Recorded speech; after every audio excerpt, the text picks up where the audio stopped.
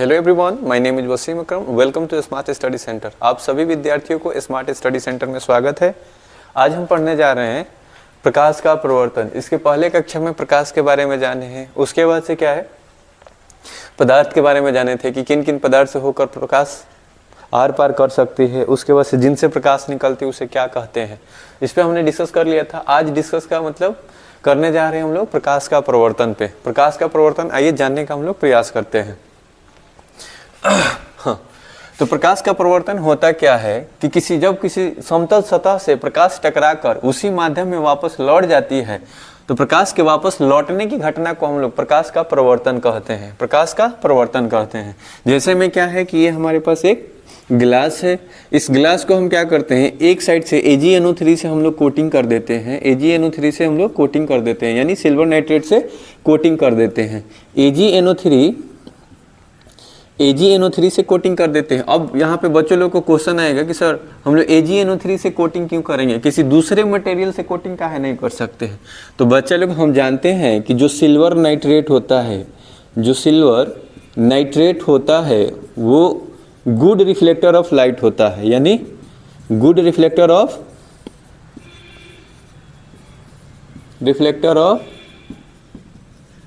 Light होता है। वो ज़्यादा से ज़्यादा प्रकाश को परावर्तित कराने में सक्षम होता है, इसीलिए हम लोग यहाँ पे सिल्वर नाइट्रेट का प्रयोग करते हैं। तो हमने क्या किया कि एक गिलास लिया, उसके बाद से एक साइड से उस पर सिल्वर नाइट्रेट का कोटिंग कर दिया, फिर उसके बाद से पेंटिंग कर देते हैं। अब जब पेंटिंग कर देते हैं तो पहले एक गिलास था, उसके बाद से क्या बन जाता है, मिरर बन जाता है। क्या बन जाता है, मिरर बन जाता है। अब कौन सा मिरर बनता है, तो बच्चा लोग ये प्लेन मिरर बनता है। कौन सा मिरर बनता है, तो प्लेन मिरर बनता है, यानी ये समतल दर्पण बन जाता है। तो बच्चा लोग यहाँ तक हमने जानने का प्रयास किया। क्या किया कि पहले एक कांच लिया था, गिलास लिया था। गिलास को क्या किया कि सिल्वर नाइट्रेट से हमने कोटिंग पहले कर दिया, फिर उसके ऊपर से पेंट कर दिया। तो अब एक गिलास क्या बन गया, प्लेन मिरर बन गया। क्या बन गया, प्लेन मिरर बन गया।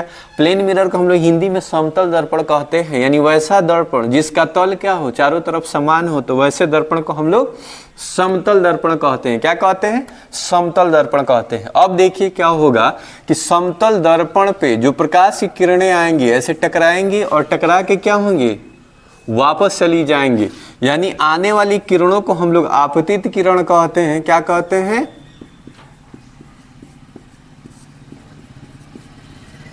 आपतित किरण कहते हैं। और प्रकाश जो आती है टकराती है दर्पण से और टकरा कर जो चली जाती है, तो वैसे किरण को हम लोग परावर्तित किरण कहते हैं। क्या कहते हैं, परावर्तित किरण कहते हैं।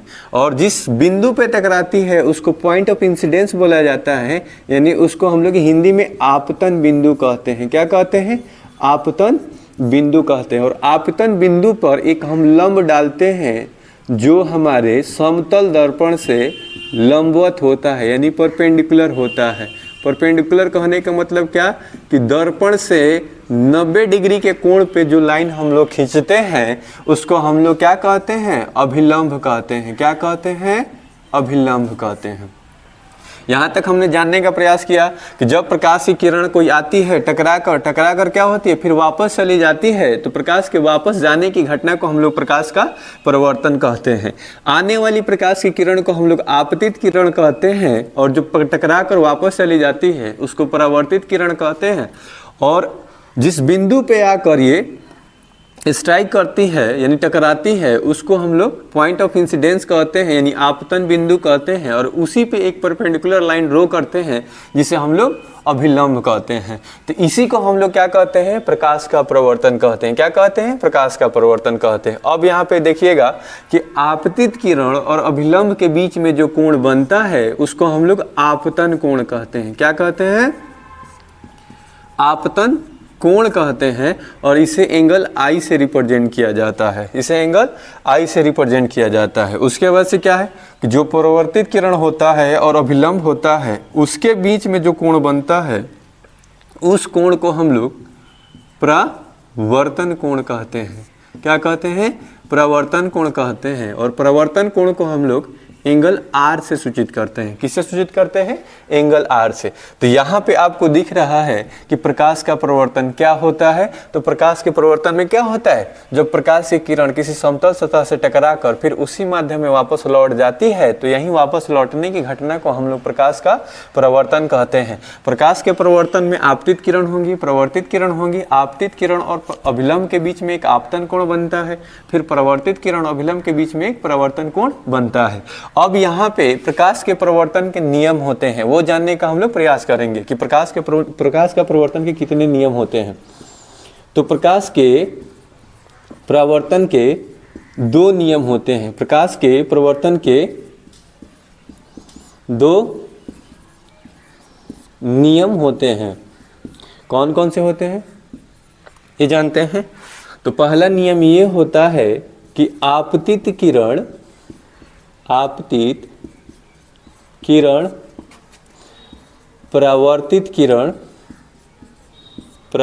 किरण और आपतन बिंदु पर डाला गया अभिलंब और आपतन बिंदु पर डाला गया अभिलंब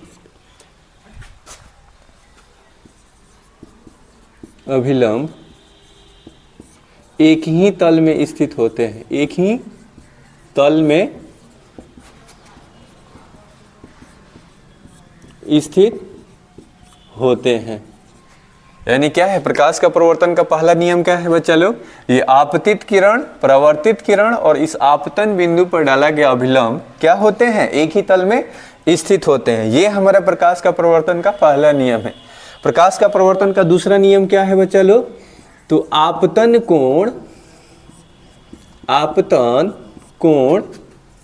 हमेशा प्रवर्तन का नियम क्या है कि आपतन कोण जो होता है हमेशा प्रवर्तन कोण के क्या होता है? बराबर होता है। यानी यहाँ पे हम देखेंगे क्या कि ये आपतित किरण और अभिलंब के बीच में जो कोण बनता है वो हमेशा बराबर होता है परावर्तित किरण और अभिलंब के बीच में जो कोण बनता है उसके। यानी इन दोनों के बीच में, यानी आपतित किरण और अभिलंब के बीच में जो कोण बनता है उसे क्या कहते हैं हम लोग? आपतन कोण कहते हैं। परावर्तित किरण और अभिलंब के बीच में जो कोण बनता है उसे क्या कहते हैं हम लोग? परावर्तन कोण कहते हैं। यानी अर्थात यहाँ पे हम लोग लिखेंगे अर्थात एंगल I बराबर एंगल R, यानी आपतन कोण हमेशा बराबर होता है किसके? प्रवर्तन कोण के बराबर होता है। अब आइए बच्चे लोग इसी पे एक क्वेश्चन करते हैं। जैसे हमें क्या है कि यहाँ पे दिया हुआ है कि ये एक समतल दर्पण है और समतल दर्पण पे कोई प्रकाश की किरण यानी आके टकराती है, इंसिडेंट करती है। दर्पण और आपतित किरण के बीच का जो एंगल का मान है वो है 30 डिग्री। कितना है? 30 डिग्री। यानी ये हमारा क्या है? इंसिडेंट रे यानी आपतित किरण है। क्या है? आपतित किरण है। तो आपसे पूछा जाएगा कि आपतन कोण का मान क्या होगा? आपतन कोण का मान क्या होगा? फिर पूछा जाएगा परावर्तन कोण का मान क्या होगा? परावर्तन कोण का मान क्या होगा? तो बच्चे लोग हम जानते हैं क्या कि किसी भी दर्पण से जो प्रकाश की किरण जितनी एंगल पे आके टकराती है उतना ही एंगल पे क्या हो जाएगी? दर्पण से वापस रिटर्न चली जाएगी। और जो रिटर्न होती है वो रिफ्लेक्टेड रे होता है और ये होता है परावर्तित किरण होती है। क्या होती है? परावर्तित किरण होती है। अब यहाँ तक हमारा क्लियर है क्या कि ये हमारा आपतित किरण है और ये परावर्तित किरण है। अब हमने जाना था कि जिस पॉइंट पे ये इंसिडेंट रे आके स्ट्राइक करती है वहीं पे हम लोग क्या करते हैं? एक अभिलंब ड्रॉ करते हैं, यानी खींचते हैं अभिलंब। अब हम ये जानते हैं क्या कि जो हमारा अभिलंब होता है वो समतल दर्पण के सतह से 90 डिग्री का कोण बनाता है। कितना कोण बनाता है बच्चा लोग? 90 डिग्री का कोण बनाता है। अब ये जो थीटा इक्वल्स टू 30 डिग्री दिया है इसको हम लोग ग्लांसिंग एंगल कहते हैं। क्या कहते हैं? ग्लांसिंग एंगल कहते हैं। तो यहाँ पे हम लोग कैसे निकालेंगे? यानी ये एंगल I, यानी angle G plus angle I बराबर हमारा दिया हुआ कितना 90 डिग्री, और यहाँ पे एंगल G का मान दिया हुआ कितना 30 डिग्री दिया हुआ, कितना दिया हुआ है 30 डिग्री। तो ये हमारा क्या है 30 डिग्री है, ये एंगल I है, और यहाँ पे क्या है 90 डिग्री है। अब हमें एंगल I का मान निकालना है, तो ये हो जाएगा 90 माइनस 30 डिग्री, तो ये हो जाएगा क्या 60 डिग्री, यानी एंगल I का मान हमारा कितना आया है 60 डिग्री आया है।